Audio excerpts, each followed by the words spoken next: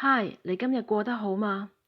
你撳得入嚟聽呢一集，我相信你好想學習點樣去愛自己，但係愛自己呢個觀念好似好抽象咁樣。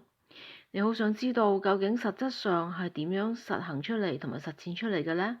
今日我就同大家講5個方法，將愛自己變為實質行動。可能大家都有聽過5種愛的語言，係由 Gary Chapman 提出嚟嘅。佢將人傳達愛嘅方式歸類為有5種。佢嘅著作係針對自己同其他人嘅關係，但實質上嗰個道理呢，其實都可以應用喺愛自己身上嘅。我今日就借用佢嘅愛的語言去分享點樣將愛自己化為實質嘅行動。愛嘅第一種表達方式就係肯定嘅語句，包括一啲表達愛嘅說話，例如我愛你、讚美嘅說話、感謝嘅說話同埋支持鼓勵嘅說話。咁如果應用喺自己身上，可以係點呢？你可以就咁同自己講，或者對住塊鏡同自己講。你可以叫自己個名乜乜乜，我愛你，我欣賞你啲乜嘢，我多謝你，我多謝你今日好好照顧咗自己。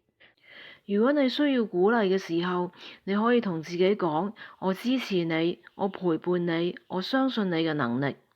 如果你覺得講係比較難啟齒嘅話，你可以寫一封信俾自己，又或者好似寫日記咁，將一啲愛嘅言語或者鼓勵嘅言語寫低落嚟。愛嘅第二種表達方式就係服務嘅行動。如果係講緊自己同其他人嘅關係嘅話呢，顧名思義就係為其他人服務啦。例如煮飯、做家務，一啲實際嘅幫助，令到對方嘅生活更加輕鬆愉快。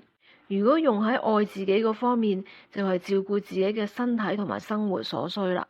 照顧自己嘅起居飲食啦，令到自己嘅身體健康啦，做一啲嘢令到自己嘅生活更加輕鬆愉快。愛嘅第三種語言就係送禮物啦。想對自己表達愛，可以送啲禮物俾自己。禮物唔一定要好貴，亦都唔一定要用錢買。你可以摺個心心俾自己，或者摺粒幸運星俾自己，都可以係一個小禮物嚟㗎。愛嘅第四種語言就係高品質嘅陪伴時間。如果應用喺自己身上，就係俾返自己一啲屬於自己嘅時間。大部分嘅人都用咗大部分嘅時間去服務其他嘅人，可能係返工，可能係做生意服務客人，可能係照顧屋企。如果係學生嘅話，可能用咗好多時間去應付學業上面嘅需要，好容易忽略咗自己。對自己表達愛，其中一個方法就係喺個時間表上面騰空返一啲時間係完全屬於自己嘅。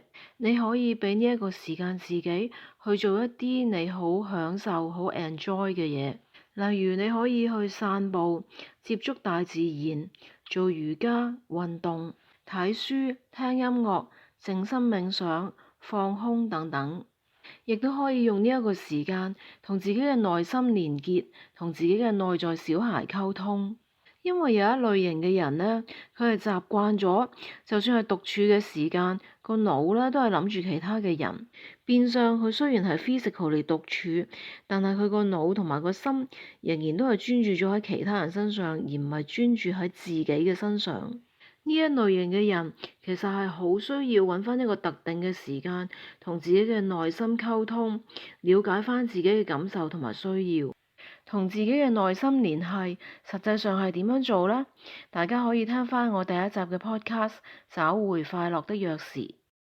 第5種愛自己嘅方法就係身體嘅接觸啦。喺上一集嘅 podcast 紓解情緒4大魔法裏面，我講到可以用自己擁抱自己嚟到幫助自己紓解情緒。其實唔單止係喺你需要紓解情緒嘅時候，係任何時候，當你想要向自己表達愛嘅話，你都可以擁抱自己㗎。除咗擁抱之外，你可以幫自己按摩啦，又或者你可以浸個泡泡浴，令到自己嘅身體覺得好舒服。不同嘅愛嘅方式可以夾埋一齊嚟用㗎。譬如你可以將你嘅手掌放喺你嘅心口上面，然後同自己講我愛你。咁呢個就係身體接觸同埋肯定語句一齊用啦。5種愛的語言，你最鍾意邊一種呢？